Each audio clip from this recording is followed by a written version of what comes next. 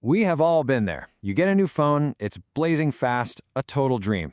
But then, a year, maybe 2 years later, it feels like a digital snail. Apps take just that extra second to open, scrolling gets a little bit jittery, what used to be instant is now a test of your patience. It's something we all go through, but what is actually happening inside our phones? Okay, let's get right to it, because this is the question on everybody's mind. Is this all just some big, sneaky conspiracy? Planned obsolescence, where companies deliberately slow down your phone to make you buy a new one. It's a really popular theory, for sure, especially after some pretty big scandals. But as we're about to see, the real story is, well, it's a lot more complicated and honestly, way more interesting.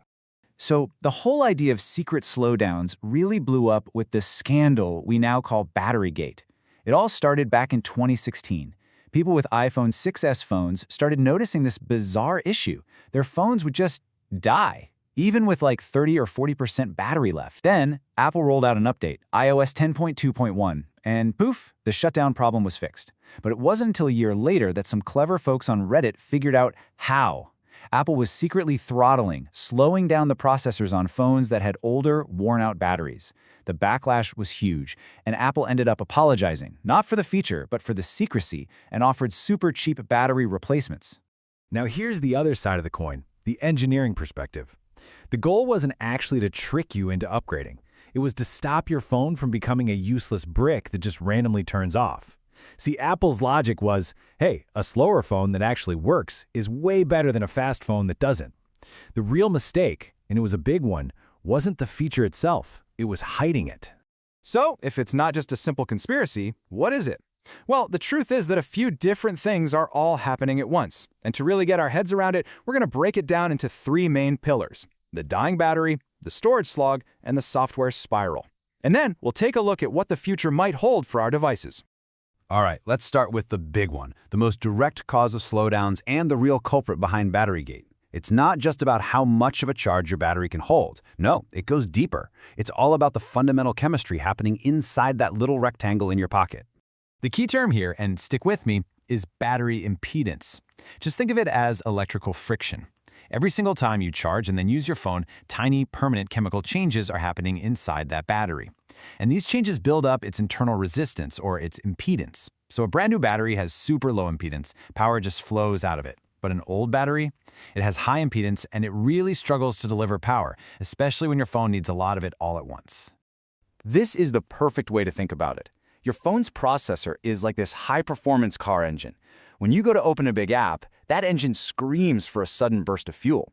But that high impedance we just talked about, that's like a clog in the fuel line. The power just can't get to the processor fast enough. So to prevent the whole phone from just shutting down, from stalling, the system slams on the brakes and throttles the processor speed. It's also really important to get that different companies play this game differently. Apple, for example, has always been obsessed with longevity. They design their batteries to hold 80% of their charge even after 1,000 full cycles. They can get away with smaller physical batteries because their hardware and software are so tightly integrated and efficient. On the other hand, in the Android world, you often see a focus on massive battery capacity and crazy features like ultra-fast charging. That's awesome, but that extra heat can age the battery's chemistry a little bit faster. Neither approach is wrong, they're just different philosophies. Okay, on to our second pillar. This is a factor that most of us never ever think about, but believe me, it has a huge impact on your phone's day-to-day speed, and that's its storage. Ever notice how your phone starts to feel sluggish right around the time you get that dreaded storage almost full warning? Yeah, that's not your imagination.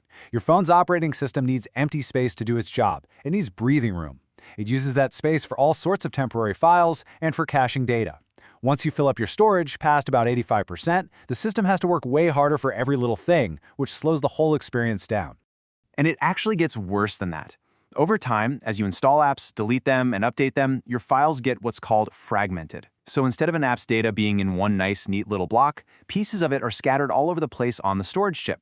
So when you tap that app icon, the processor literally has to run around and hunt for all the different pieces before it can launch. It's like trying to read a book after someone ripped out all the pages and hid them around your house. Now, you might be thinking, isn't fragmentation an old problem from back in the day with spinning computer hard drives? Well, take a look at this. This is real data from a study on modern smartphones, and it's so clear. What you're looking at is just how fragmented the files are on 4 different used phones. The most important part is that light gray bar. That represents the database files, which are the guts of your apps. They are, by a huge margin, the most fragmented type of file. So this proves it. Fragmentation is a real, measurable problem happening in your pocket right now. The actual type of storage hardware in your phone also makes a night and day difference. Older phones or budget models often use a type of storage called eMMC. It works, but it's not super fast, especially when it gets full and fragmented like we just talked about. Modern flagship phones, though, they use something called UFS, or Universal Flash Storage. It's way faster and much better at handling a bunch of requests at once. It's the difference between tapping an app and it opening instantly versus tapping it and waiting a couple seconds for it to load. And that brings us to our third and final pillar. This one might just be the most powerful force of all. See, your phone's hardware is fixed. It's frozen in time from the day you bought it. But the demands that we put on that hardware, they never, ever stop growing. There's a name for this: software bloat. I mean, think about it. Every year, your phone gets a massive new operating system update, right? It adds cool new AI features, fancier animations, better security, and your favorite apps are updating constantly too, adding more functions. All that stuff is great, but every single new feature eats up more memory and more processing power than the version it's replacing. And if you've ever felt this happen, you are definitely not alone, not by a long shot. Check out this stat. A full 40% of people with phones that are just a couple of years old say they notice a real performance drop right after a big software update. So what is going on here? Well, when you hit that Update Now button, a few things are happening under the hood. For one, all those shiny new features, they were built and tested on the brand new chips in the latest phones, not on your older hardware. Also, after an update, your phone spends hours, sometimes even days, in the background, re-indexing every photo, message, and file you have so the new system can find it. That uses a ton of power. And finally, sometimes old junk files from the last operating system can conflict with the new one, causing all sorts of little glitches. All of this extra software demand generates one thing: heat. And your phone has a built-in survival instinct called thermal throttling. To stop its processor from literally cooking itself to death, the system will automatically slow things down when it gets too hot. As a phone gets older, this starts to happen more and more. Not just because the software is more demanding, but because tiny bits of dust clog up the inside and the special paste that helps move heat away from the chip starts to dry out, making the whole cooling system just less effective. So those are the 3 big reasons your phone slows down. But the story doesn't have to end there. In fact, there's a really interesting movement growing from regular people and inside the tech industry to finally change this cycle of our gadgets feeling so disposable. We're starting to see some really promising trends. Some companies are experimenting with modular designs, which would let us easily swap out our own batteries or cameras. The right to repair movement is gaining real legal power, pushing companies to make parts and repair guides available to everyone. The whole conversation is slowly shifting away from just how many phones did we sell this quarter to how long can we keep these devices useful and out of a landfill. And this quote, I think, just captures that changing mindset perfectly. The new gold standard for a great device might not be its speed on day 1, but how well it holds onto that speed on day 1,000 or even day 2,000. So, let's just tie this all together one last time. Your phone getting slower isn't just one thing. It's this perfect storm of 3 things. First, your battery is physically aging, making it harder to deliver power.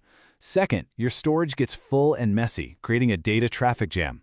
And third, the software is always getting bigger and hungrier, eventually asking more than your aging hardware can give.